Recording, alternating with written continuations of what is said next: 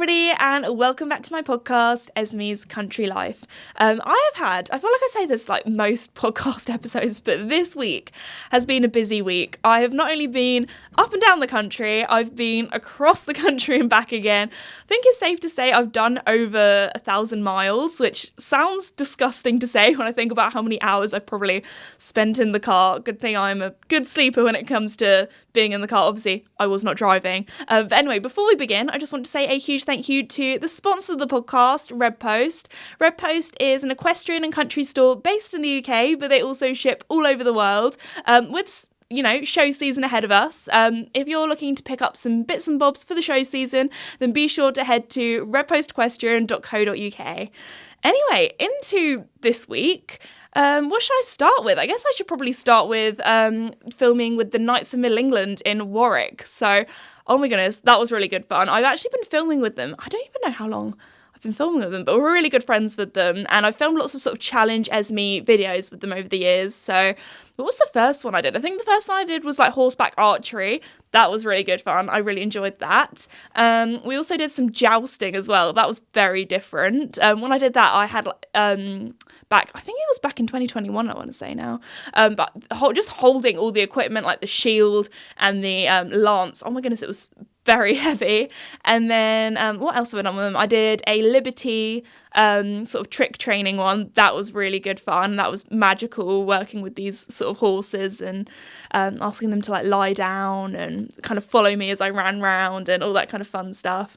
And then I also did a side saddle one as well, and that was really difficult. I feel like side saddle is probably the closest to, if you're like a advanced rider, feeling like a beginner again, because it's totally different muscles you have to use. You feel quite like unsettled as well, like not as balanced as you normally would. So that was also a very good fun one and very different. And so yeah, if you want to watch those videos and see me actually doing it, then be sure to head to my channel, especially the side saddle one. That was funny. I think I fell off in that one as well. So but anyway, this is the first time I ever did filming with the Knights of Middle England actually at Warwick Castle. So if you're not in the UK, you don't know what Warwick Castle is. It's basically this huge castle, which is very, very cool. And you can go around it. They do, the Knights of Middle England, there's actually like, I don't know how to describe it. It's kind of like an island, because there's like a river that goes all the way around it, which is next to the castle. And apparently, this is actually a really cool fact that I found out when I was filming there, is that the same bit where they do all their performances and dress up as knights and that kind of thing, and do jousting, is the same bit of land where they would have done the jousting back in sort of, time of the knights, medieval times kind of thing. So that's very cool. But yeah, so I went there doing we filmed a day in the life kind of thing of a stunt rider there or a trick rider there. And we started off very early in the morning, loading all the horses out of the horse box. And we were walking them across, the grounds of this castle, which is absolutely breathtaking, so stunning there, over a little bridge onto the sort of island, I guess, and there's like a little arena there. They also have this thing that they let off every morning to test it, but they actually properly kind of like let it off in the afternoon for, people to watch and stuff, and it's called I'm really bad at pronouncing it, so apologies if I say this completely wrong, but I think it's called a trebuchet, but everyone just calls it the treb. And basically, if you could imagine a huge slingshot, that's kind of what it's like, I guess. So it's this kind of metal contraption that goes all the way back, and then they let it fire, and there's this kind of almost like a cannonball with a bit of string attached to it. So that was really cool though, because I had like a trick riding lesson in the morning, and we had to kind of finish up with that before they let off this thing going that was, quite loud and goes very high up in the air. So we quickly managed to squeeze in like a trick riding lesson for me. My first ever time doing trick riding as well. And one of the things I feel like I love with the podcast and me talking is I'm probably going to be able to describe a lot more what it felt like to do it than actually the time I would be able to, chat about it in the video. I feel like if I talk too long in my videos, sometimes people switch off and get a bit bored. But with my podcast, that's what you guys are here for. You're here to listen to me just like chatting on. So I can tell you a little bit more about what it was like for, my first time doing trick riding. I think the closest thing I could say, like disciplines, if you've done these things before, it's a bit like vaulting, and then it's a bit kind of like, I was going to say mounted games, but I guess I used to do vaulting in mounted games where you kind of like run along you run along on the horse and then you jump off and then you jump back on again. But it's kind of like doing vaulting, but a little bit more Wild West. I don't know if that's a good way to describe it. Vaulting, I'd say it's more like you have to be a gymnast. You don't really have to be a horse rider, but with trick riding, you definitely have to have some sort of riding knowledge to get the hang of it. So also with vaulting, you're on this huge horse and it's quite big. There's a lot more to hold on to. But with trick riding, I was actually, to be fair, the horse that was on, it was really weird because he was probably about Joey size, like 16 hands-ish, 16-1. But because he was a cob, he looked really compact. So when you looked at him from like some distance away, he probably only looked about 15 hands. When you got up close, you're like, actually, this is quite a big horse. So anyway, the horse is called Chief. He was lovely. He was I want to say like a black or a very dark bay cob. I want to say black with like a white stripe, and he was so cute and looked after me really well. But yeah, with vaulting, there's normally somebody in the middle on a long piece of string lunging you, so they kind of have control of the horse, or they're the ones that are asking the horse to move forward or stop or that kind of thing. With trick riding, a lot of the time you're either doing it down like a straight of like an arena, so your horse is just moving forward, you're going in a straight line, or you're doing it in a circle and then your horse just knows to go, round the circle. So it's not like you're just doing it in the wild kind of thing. But because obviously it was my first time, luckily I was being lunged. So, I had a little helping hand. I also had a really cool instructor called James, who was incredible, taught me so well. And so let's get into, what I was actually doing on this horse. So the first one I had to do, also on a trick riding saddle, quite different to like a normal English saddle. There are lots of different straps to make sure that the saddle's nice and secure, especially when you're like hanging off. They also have this special strap for the stirrups as well, if you do like a hanging off one, which is actually quite similar to horseball as well when I tried that. So yeah, I guess it's a bit similar to horseball in that sense. But and then also there's like a really big pommel kind of, I don't know how to like handle, I guess, that you can hold on to, a bit similar to a Western saddle, and then there's a handle at the back as well. So the first actually exercise I did, I found the most difficult. I think I actually fell off as well. I can't remember if that was in trot or canter. I say I fell off. I dismounted with style because I thought, you know what, and instead of me just like wobbling, oh, and she's gone, I thought, you know what, I'm just gonna jump off. That was like my natural instinct. So I was like a little cat like landing on my feet. I was like, I'm just gonna jump off. That'll be easier kind of thing. But yeah, the first one, I kind of had to hold on to the pommel at the front, and then I kind of had to lift I'm going to do it with my right leg going over to the left. So to lift my right leg up, put it over my hands, take off one hand, hold on, and then put my leg over, and then try and put my hand back again. So that one, I don't know, it was like putting both my legs onto one side and then moving back and then putting both my legs onto the other side, which I don't know why, but I found that one the most difficult. To be fair, when James said, don't lean forward, I know you want to kind of lean forward and hunch into a little ball. Don't do that. Lean back, sit really tall, use your abs, use your tummy muscles, and actually that helped a lot. Quite a lot when I realised actually that's how I balance, because basically the only way I was kind of balancing was because normally when you're on a horse you kind of wrap your legs around them. My legs were not wrapped around this horse. The only thing that was keeping me there was my bum cheeks and my hands. That sounded a bit weird, but anyway, so yeah, that one I found the most difficult. I think it was in trot actually, because Chief was quite a bouncy horse, so I was kind of like bouncing a little bit all over the place. But then I did some other ones. I did one where you basically stand and wrap your leg round the stirrup, so you're basically just standing on one side of the horse. That was really good fun. Did that in canter as well. But the one that was the most spectacular, which I think I did like a little reel of, which was cool, was the one where I basically was hanging upside down, and I had loads of my friends and things message me, or when I showed them the video, being like, oh my gosh, Esme, you are wild. Why have you done that? You are so brave. How, like, that kind of thing.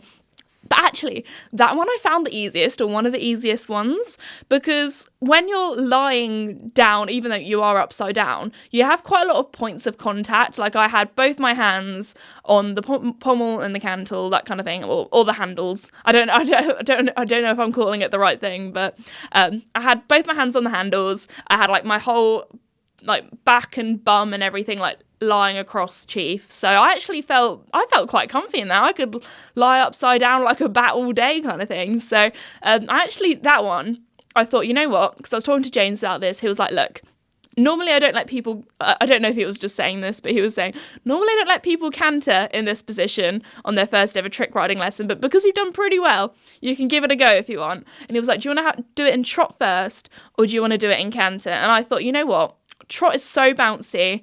I think when you do the kind of movements, you do have to do it really quick. It's one of those things where it kind of has to become muscle memory. If you do it too slow, or halfway through you stop to think, or that kind of thing, it makes it a lot more difficult, because if you stop halfway through, it's often when you're most unbalanced. You kind of have to do the trick really quickly. Well, that's what I found was easiest anyway. So I was really confident doing it in halt, doing it in walk, and then I thought, you know what? Trot's just going to be too bouncy. Let's do it in canter. Canter's only a little bit faster. It's kind of one of those things where it's like mind over matter. You just had to do it. You just had to go full in. You couldn't, do anything half-assed. You had to fully go for it. So anyway, managed to do it. And I was like, oh my goodness, I am a professional. No, not really. But it was such an adrenaline rush. So much fun. If you ever get the chance to do trick riding, would recommend. I think the Knights of Middle England actually do trick riding lessons, so would definitely recommend them if you're looking to do that.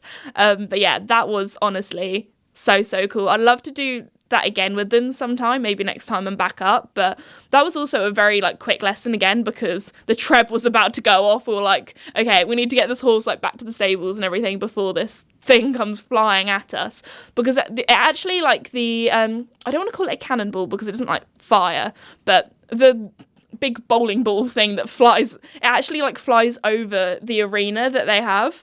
So anyway, once we'd done that, untacked Chief, got him all chilled, it was then time to get the horses ready for the actual show. So they do 2 performances at Warwick Castle every single day, including Sundays, and they're going to be doing that until the 3rd of September, I believe. So if you're in the area or fancy a day out and want to go to Warwick Castle and cheer them on and go and see it, you can go and do that. So would recommend. The show is actually really good. It's half an hour long. But it's one of those things where once it's finished, you're like, that was not half an hour, because there's just so much that goes on and it's so entertaining. It feels like it goes so quickly. But anyway, yeah, the show is the War of the Roses. I feel like I'm going to be history Esme here. Obviously, I won't tell the whole story because it is, quite long, and I don't know how many of the facts I managed to retain.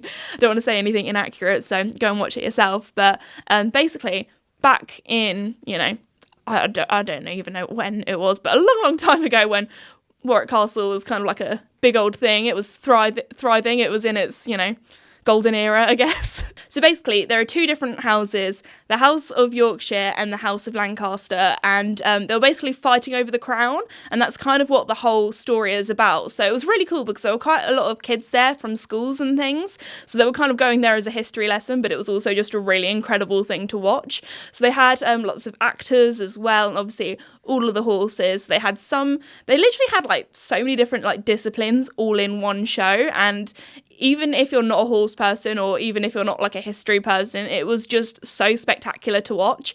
They had fire, they had confetti, I think, right at the end. That was pretty cool. They had smoke and pyros and all this kind of stuff. So it was incredible. And also the horses are really, really cool. And a lot of the horses, they have really interesting stories. So one of my favourite horses there is actually called Sausage. And the reason why she's called Sausage is because she was originally on a meat truck, and then obviously they bought her, took her in, trained her up, and now she is an incredible sort of stunt horse. She does all these cool things, and I would never have thought that she would have been, a horse that was going to the meat market. So it's quite sad to think what her life would have been like if they hadn't have taken her in, or not her life. But they also have lots of other horses from literally all of their horses are different breeds, from different disciplines or different walks of life. They have one horse or one pony that was an ex-polo pony. He just started to be not as fast as the others. So he had like a career change, I guess. There was also a horse from the Household Cavalry that was a trumpeter horse, I think, for about 6 years, and then he just wouldn't stand still, and he was due a career change as well, so he joined the Knights of Middle England as well. And oh my goodness, I feel like this trumpeter horse was probably one of our favourites as well, because I mean, you guys know I've got a soft spot for a grey gelding, but it wasn't because he was grey or a gelding, it's because he was absolutely huge. He was like the biggest, cuddliest, I think they called him like the big teddy bear is like his nickname, but he was the biggest, cuddliest boy, and he just wanted cuddles, and he was just like a big, gentle giant. You know those sort of horses that have like a really big head, and you just want to wrap your arms around them and give them a hug and that kind of thing. He was one of those horses, so he was really cool as well. But yeah, in the show, they did so many cool things. They did like night games, I guess you could call it, so a bit like sort of mounted games, but it was a bit more extreme. Like, for example, they did one where they kind of had like a sword and it had to go through these hoops, but the hoops were on fire and things like that. So I don't want to give too many spoilers, but it was a really, really cool show. And yeah, seeing the jousting as well, that was awesome. And then they did like some trick riding at the end too. And I felt like that was probably I don't know, like there was so much of it that was awesome, but I'd probably say as like a rider, I felt like watching the trick riding at the end was probably my favourite, just because I could see how difficult it was and the trust that they must have with these horses. And also to do it in front of a crowd with all this loud music, that kind of thing. And they had like performers doing like fighting with swords and that kind of thing. So these horses were very, very well behaved, very well trained, and were just awesome, really. So that was pretty much my day with the Knights of Middle England. So yeah, actually, when this podcast is out, because this goes out at the weekend, hopefully the video that I'm doing for my sort of challenge Esme, where I try trick riding and also showing the behind the scenes of their sort of day in the life, that should be out already. So after you've listened to this podcast, I hate to be that YouTuber that's like, go and watch my videos, but if you'd like to watch it and see actually me doing all the cool things, then would definitely recommend. But anyway, now on to the other sort of busy, exciting thing that I've done this week, and that was actually I actually like to film my podcasts like kind of at the beginning of the second week, if that makes sense. So I'm talking about what last week was. It's currently Monday, but yeah, back on, actually not even that long ago, I say back on Saturday, actually, I went to Gloucestershire to Hartpury University for the Riding for the Disabled National Championships. Now, it was so lovely to be back. Last time I went, or I was invited, was back in 2019, I feel like. So obviously pandemic years, that kind of thing, it's been a bit tricky to get back, but no, it was so awesome to be back. So yeah, 4 years, I feel like those 4 years have flown by. I feel like sometimes 2019 is one of those years where it feels like yesterday, but also so long ago as well. Like, it still kind of feels like last year. But anyway, so I had a lovely time there. I feel like the RDA Nationals is a little bit like, I don't know how to describe it. Maybe it's kind of like, I always feel like it's kind of like a wedding that you kind of get invited to, but you don't really know many people there, but everyone knows everyone, like a big family wedding. Everyone kind of goes each year and meets up and be like, oh yeah, I remember you from last year, and like friends like coming together. And it's just, I don't know how to describe it. I feel like a lot of equestrian competitions you go to, there's a lot of rivalry, there's a lot of, I don't know how to describe it. Like, it feels like, but the RDA Nationals, it's just such a lovely place. Everyone's supporting everyone. Everyone's cheering everyone on. And it's just so lovely. They also have one of my favourite competitions that they have there is called the Countryside Challenge, which I cannot lie, if I did that challenge, I would probably be on the floor, because these ponies must be so brave. Because the Countryside Challenge, basically, if you can imagine, it's kind of like basically like a horsey obstacle course, but they have loads of like really spooky looking things there. Like, there's like I think it was like a little old-fashioned lawnmower. I don't know why that came to my head, but basically lots of like countryside things. So there was like a scarecrow. Right at the end, one of my favourite ones is that they have to post like a letter in a letterbox. There's also one where there's like an apple tree and you pick an apple off the apple tree and then you have to like put it in a bucket and that kind of thing. But yeah, can you imagine if I did that on Casper? Casper would be like, oh, no. Like, even just going in between the white dressage boards, there's like a little kind of like snake that you have to like go through. Casper would take one look at that scarecrow and be like, no, thank you, I'm not going near that. He'd probably walk into the arena and be like, turn back, right back out. He'd do a 180. He'd be like, this is too spooky for me, kind of thing. So that's always really good fun to watch. Then, of course, in the sort of main big arena, if any of you guys have seen Hartbury, there's this massive outdoor arena. And I think there's like a lot of the dressage kind of goes on there. They have lots of different things. Obviously, I wasn't there for the whole time. I was only there on the Saturday. But I'm pretty sure this year they were saying that this was one of the first years where they had driving. So that's really cool. I think they have jumping as well. And they have some like showing classes where, you know, everyone gets dressed up in their showing stuff. But no, it was really cool. And also it was really lovely to go to all the stables as well, meet a lot of the horses. Oh my goodness, there were so many Cobs. Cobs are probably one of my favourite breeds. I'm actually surprised that I don't own a Cob yet. Before we got Duke, and me and my family were saying that we really wanted to rehome a horse from World Horse Welfare, for ages we had our heart set on like a mini, I was going to say like a mini Cob. I don't know if mini Cob is actually like a breed, but I remember one of the times I went there, they had probably about like 13, 14 mini Cobs. Now, when I tell you these Cobs were probably about 11 hands, I want to say, but you know, I wouldn't train Duke for the world, and he was definitely, like, it sounds cheesy, but Duke is definitely like, was kind of for us. He just came over to us and loved us, and we were like, yep, he's chosen us. It sounds so cliche. But anyway, yeah, there were loads of Cobs there, and I just love it when Cobs have little fluffy feathers and like a big moustache. I feel like they would be very difficult to care for in the winter over where we are, because we're on clay and the fields get so muddy. But anyway, there were lots of really cute Cobs. Chatted to loads of people. Also, in the stables, they always like properly decorate it, which is awesome. Like they have loads of bunting with the names of like their RDA, and I just think it's just such a lovely atmosphere.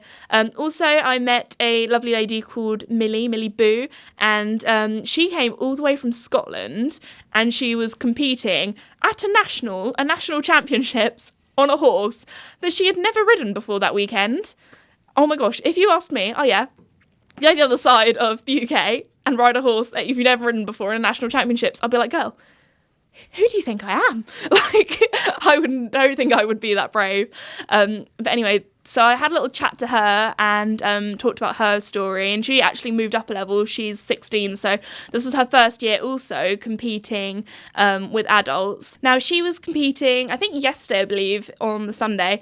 There were her sort of main big classes. She was doing the dressage and also the dressage to music.